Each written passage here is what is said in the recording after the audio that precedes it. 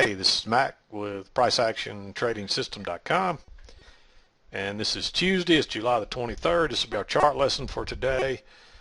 We had a nice downtrend early. I see a channel right here. It really was more of a range early on, turned into a channel coming down, and we kind of bottomed out, and now we've got a break here. We're trading higher, and I'll show you the trades. There weren't a lot of good trades today. You just didn't. This stuff right here, you're better off to stay out.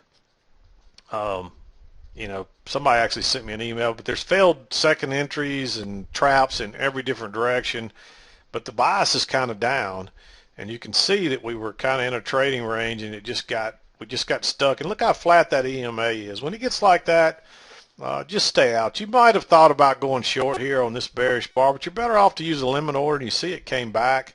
Still would have worked, so you could have got two trades out of this, really. But, I think you're better off. When you see it like this, you can get whipsawed in either direction, so just stay out of it. And, I can tell you, anytime you play with a tight range like that with all those dojis in there, you're playing with fire, and the odds are you're going to get burned, or at least you're going to have to sit there and ride it out, and then maybe you're right, maybe you're wrong. And it's just not worth entering right there. And even this one, I was a little hesitant because we had this big move up, but you can tell this looks like a trading range, and this is a chance to enter off a bearish reversal bar at the high, and you still had to ride this out. And you still, if any runners even would have, well, actually no, it did come back and get the runners there. I take that back, but you still had to ride this out and ride through, because when it bounced here, you might have even thought of getting out of this thing. And I'll be honest with you, what I did was when we ended up in this, hung up in this stuff, I just exited with 2 or 3 ticks. I can't remember what I got, but if you hung in there, you might have gotten out with a limit order, because it banged on that about 3 or 4 times. But I didn't hang on for that, because I really thought we were going to reverse here and go higher when it made this little double, triple bottom higher. But I don't see any reason to go long because of this. We're making lower highs each time here, and that's an indication that we're probably going to break lower. And you can see that's what happened. We broke lower. But once we went into this, it's not worth taking a trade anymore. Again, you might have considered entering here, but again, you're better off to use a limit order and let it come back.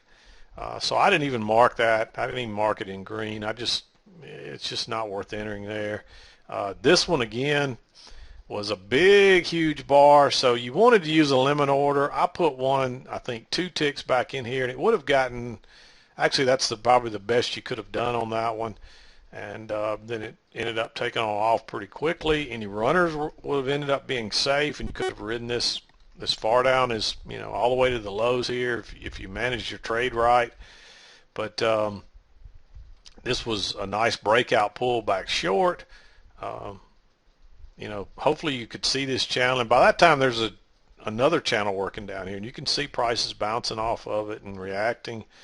And then we have a 2-legged pullback to the EMA. It's the first break of that channel. I didn't have any idea we were going to get this run down through here. I thought we'd probably test this low and it'd be over. But you can see once it broke lower, and again, there's a little bit of overlap here, but you can tell, you got to expect a retest of this low, at least a shot at it. So it was worth using a limit order here, either right at the top or right in. And even if you'd use a stop, it would have worked pretty easily. And it took a minute to get working down, but they had the buyers on the ropes, and they took it as far as they could. And I like this short simply because it was a failed second entry long. Notice all the way down, that's the first chance we got to go long. Then the second chance, that's a nice trap. You got to take that, easy scalp, and then it bottomed out. Then it's heading up. Notice that we got a failed break lower. We got a higher high. That's generally a reversal type pattern. We hadn't had a break of this bigger channel, but that doesn't mean that there's not going to be another equal distance out here. So on this particular channel, because we do have a bottoming formation. And then right here, I love this trade right here because it's a failed second entry short. Notice this.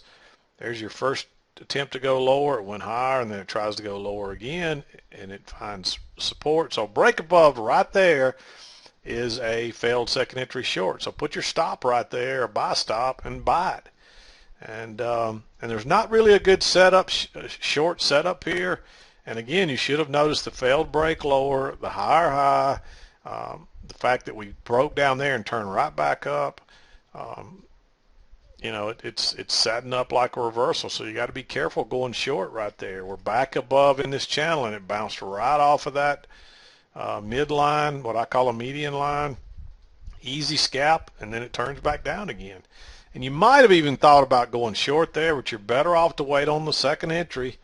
I think this was a one-tick failure unless you entered with a limit order. If you entered with a limit order, you probably got out of this okay. But if this would have broke on below and closed on its low, I would have liked it better. But the fact that it couldn't get below that bar is telling you something.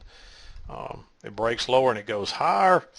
And then you kind of get in this chop again. It's not as ugly as this, but it's still real choppy. So they're going to try to trap somebody.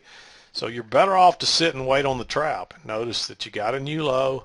First entry short, we pull up, second entry short, and it bounces off those same lows right there. You got another short trap. It's trying to work higher. You've got a target. This was your first leg up. I really think this was your first leg up. And then if you look for your target on that, you see it's right here, and we got pretty close to that, fairly close to that so far. Not quite there yet. We may not get there. We may turn back down now that we got a break of this channel. You know, this looks like a channel here, and you can see that this is trend line is held all the way down. And again, you might have considered going short here. I don't like it because your second entry short is you can't get into way down here. It's so close to where we've bounced every time. If you took this and when it closed right up here, you should have got out of this. You definitely should have moved your stop to right here and thought about reversing. Then you would have lost maybe only a tick or two, and then you make it all back on the other way up. So nice trap there. And then that was it for me today. I'm done. I'm not going to trade anymore. I've surpassed my goal for the day. It just, you know, it seems to have slowed down considerably.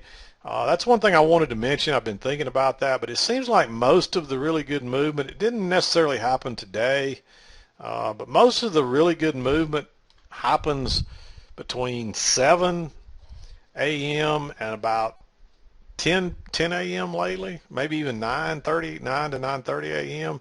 It just seems like that's when we're getting all the movement, and then as the day lingers, you know, it just kind of gets hung up in all this stuff. So anyway, you might want to consider that, and doesn't mean it's going to stay that way, but that just seems to be the trend lately. You know, it moves pretty good early on, and then the rest of the day it doesn't do much. You can see that, and kind of wasn't like that today. We kind of started moving around right after the open, and we moved till about 10 o'clock, and we hadn't done much since then.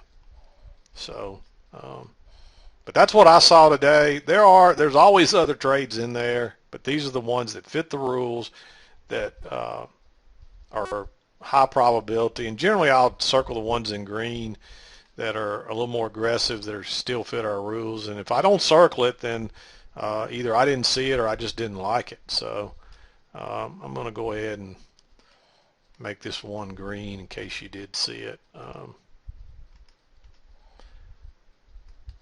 I was tempted to take it, but I didn't right here. And the reason is, you know, you got this, you've got that a new high there, first entry. Well, it's really not even a second entry, failed second entry. So I guess that's why I didn't really like it. I was thinking it was a failed second entry, but it's not.